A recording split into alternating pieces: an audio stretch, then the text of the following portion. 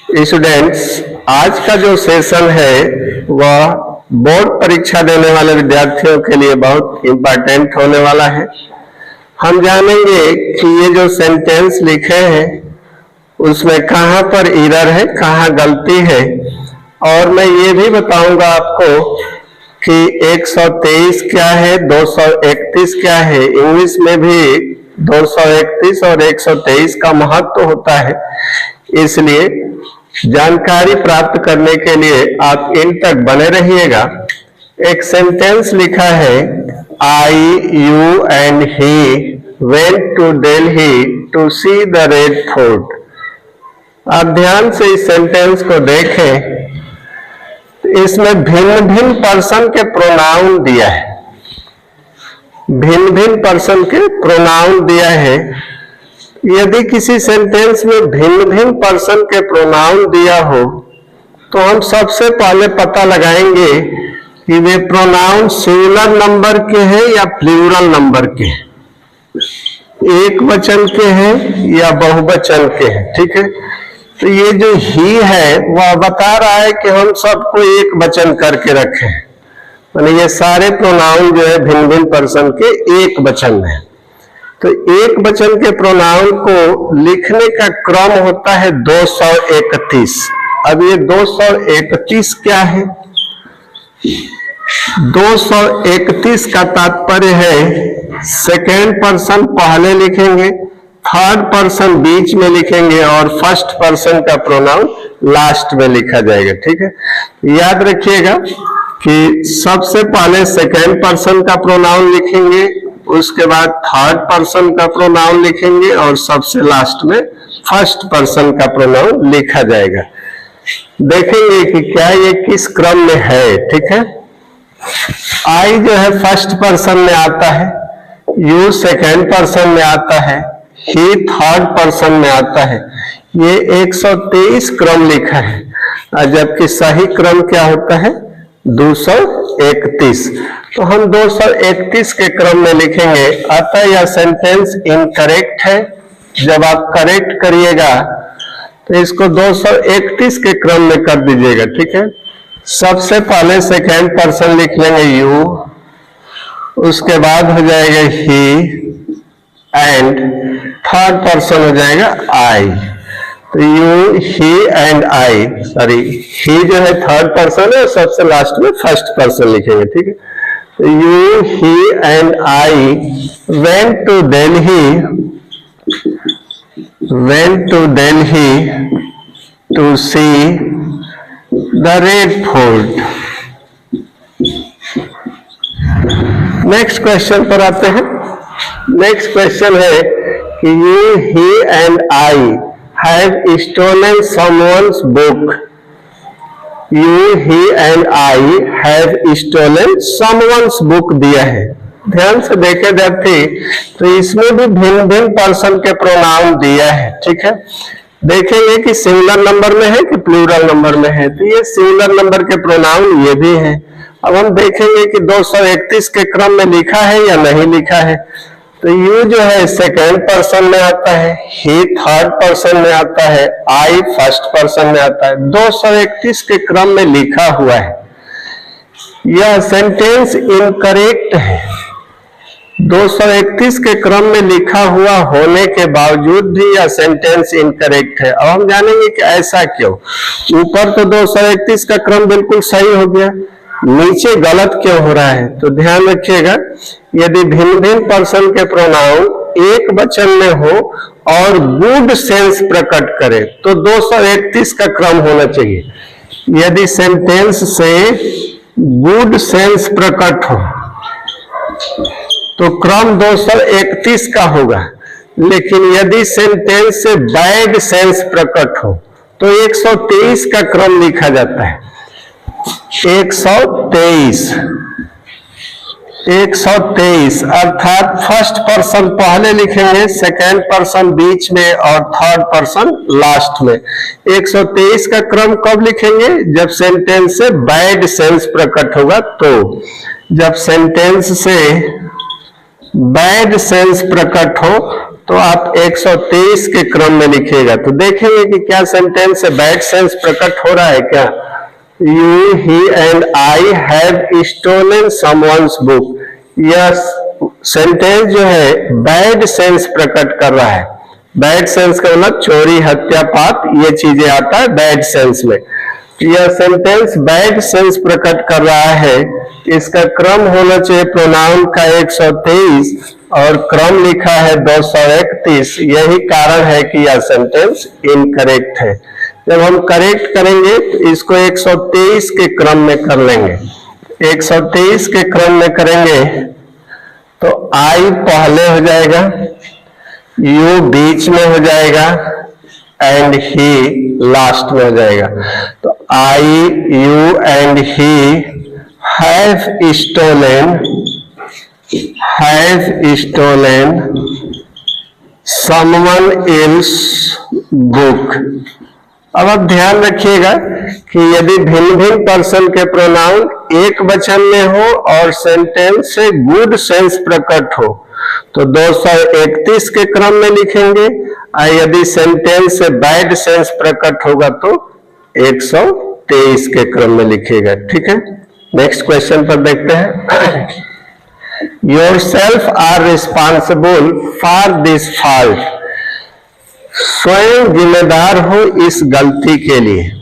यह sentence incorrect है।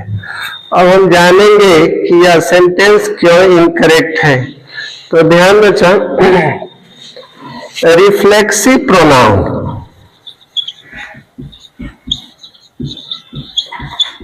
Reflexive pronoun और एम्फैटिक प्रोनाउन,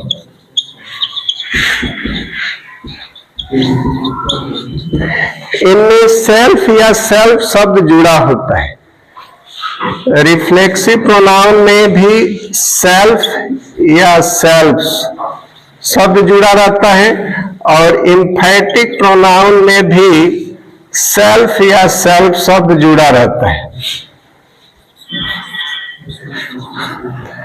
कैसे पहचानेंगे?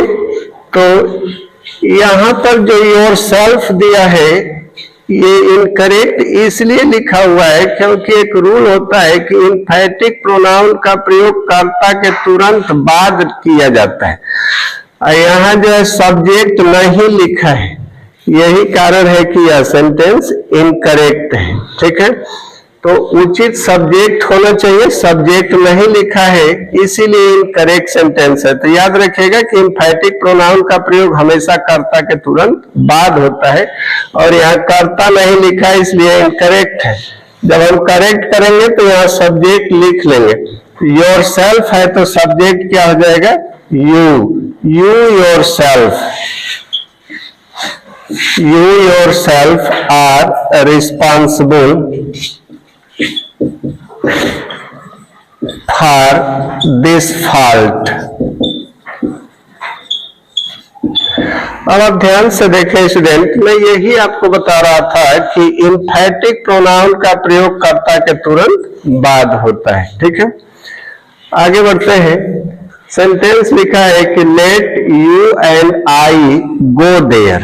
आप ध्यान से इस सेंटेंस को देखें तो इसमें लेट दिया है, लेट के साथ प्रोनाउन दिया है। ठीक है, याद रखिएगा लेट के साथ जो है हमेशा ऑब्जेक्टिव केस का प्रयोग किया जाता है।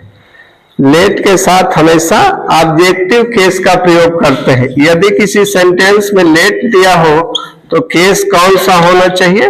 ऑब्जेक्टिव केस होना चाहिए। और यहां पर यू तो ऑब्जेक्टिव केस में दिया है लेकिन आई क्या कर दिया है? नॉमिनेटिव केस में दे दिया है। अतः यह सेंटेंस इनकरेक्ट है। जब हम करेक्ट करेंगे तो लिखेंगे कि लेट यू एंड आई नहीं लिखेंगे बल्कि क्या लिखेंगे? मी।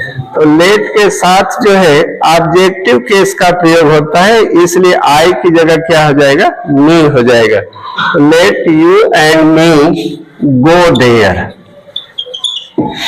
Next question, being a very cold day I could not go out.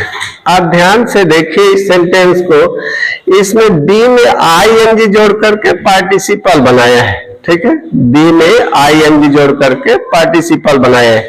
यदि वर्ब में आईएनजी जुड़ा हो तो प्रेजेंट पार्टिसिपल बनता है। तो यहाँ पर पार्टिसिपल बनाया है और यह सेंटेंस इनकरेक्ट है। अब हम जानेंगे कि क्यों इनकरेक्ट है। तो ध्यान रखिएगा, किसी पार्टिसिपल का उचित सब्जेक्ट ऑफ रेफरेंस होना चाहिए। एक रूल है कि किसी पार्टिसिपल का उचित सब्जेक्ट ऑफ रेफरेंस होना चाहिए, अन्यथा सेंटेंस इनकरेक्ट माना जाता है। तो यहाँ पर सब्जेक्ट नहीं लिखा है, यही कारण है कि यह सेंटेंस इनकरेक्ट है। जब आप करेक्ट करिएगा तो यहाँ पर उचित सब्जेक्ट लिख लीजिएगा, it being a very cold day. Day के लिए आप सब्जेक्ट क्या लिख लेंगे, इट, ठीक है। तो it being a very cold day comma I could not go out. तो ध्यान रखेंगे कि यदि पार्टिसिपल दिया हो तो किसी पार्टिसिपल का उचित सब्जेक्ट ऑफ रेफरेंस होना चाहिए, अन्यथा सेंटेंस इनकरेक्ट माना जाता है। ये एक रूल है, ठीक है। नेक्स्ट सेंटेंस दिया है कि it is I who has done it. मैं ही हूं जो इस कार्य को किया हूं। ध्यान से देखें तो इसमें रिलेटिव प्रोनाउन दिया है। रिलेटिव प्रोनाउन का पूरा कंप्लीट वीडियो मैंने पीछे बनाया है, आप चाहे तो उसको जा करके देख सकते हैं। इसमें रिलेटिव प्रोनाउन हु दिया है। ध्यान रखिएगा, यदि किसी सेंटेंस में रिलेटिव प्रोनाउन दिया हो तो उसका पूर्ववर्ती एंटीसीडेंट, उसका जो पूर्ववर्ती है एंटीसीडेंट है, वह हमेशा नॉमिनेटिव केस में होना चाहिए। तो आई नॉमिनेटिव केस में दिया है, यहाँ कोई गलती नहीं है। एक दूसरा रूल भी होता है कि उसका पूर्ववर्ती जो दिया है एंटीसीडेंट, उसी के अनुसार वर्ब का प्रयोग होता है। ध्यान दीजिएगा, किसी सेंटेंस में रिलेटिव प्रोनाउन दिया हो तो उसका पूर्ववर्ती नॉमिनेटिव केस में होगा और पूर्ववर्ती के अनुसार ही वर्ब का प्रयोग किया जाता है।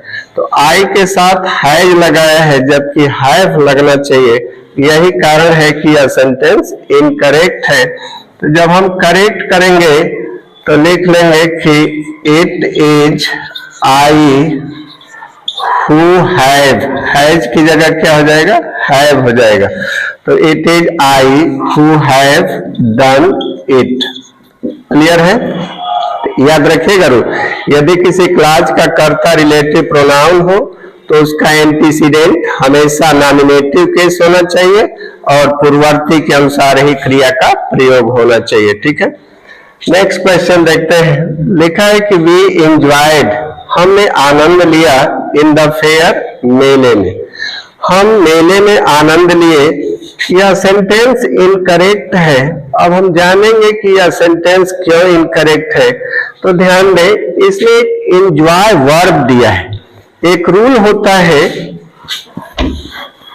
कि यदि किसी सेंटेंस में वर्ब एवेल दे दिया हो, एवेल दिया हो, बीटेक दिया हो, प्राइड दिया हो, एंजॉय दिया हो, ड्रिंक दिया हो, यदि किसी सेंटेंस में avail, betake, pride, enjoy, drink दिया हो तो इन वर्ब्स के साथ रिफ्लेक्सिव प्रोनाउन का प्रयोग होता है। रिफ्लेक्सिव प्रोनाउन का मतलब जिसमें सेल्फ शब्द या सेल्फ शब्द जुड़ा हो, ठीक है। आप देख पा रहे हैं कि यहाँ एंजॉय के साथ रिफ्लेक्सिव प्रोनाउन नहीं दिया है, यही कारण है कि यह सेंटेंस इनकरेक्ट है। तो इन वर्ब्स को याद रखिएगा, avail, betake, pride, enjoy, drink, ये ऐसी वर्ब है जिनके साथ रिफ्लेक्सिव प्रोनाउन का प्रयोग होता है, ठीक है। तो जब आप करेक्ट करेंगे तो इस प्रकार लिखेंगे, लिखेंगे कि वी एंजॉयड। अब हम यहाँ पर रिफ्लेक्सिव प्रोनाउन का प्रयोग कर देंगे, तो वी के साथ रिफ्लेक्सिव प्रोनाउन हो जाएगा आवर सेल्व्स, ठीक है। याद रखेंगे, वी के साथ रिफ्लेक्सिव प्रोनाउन आवर सेल्फ हो जाएगा। तो we enjoyed our selves in the fair. Last question देखते हैं। Each of the boy in the class, class में प्रत्येक लड़का is good in English, English में अच्छा है, यह सेंटेंस इनकरेक्ट है। अब हम जानेंगे कि यह सेंटेंस क्यों इनकरेक्ट है।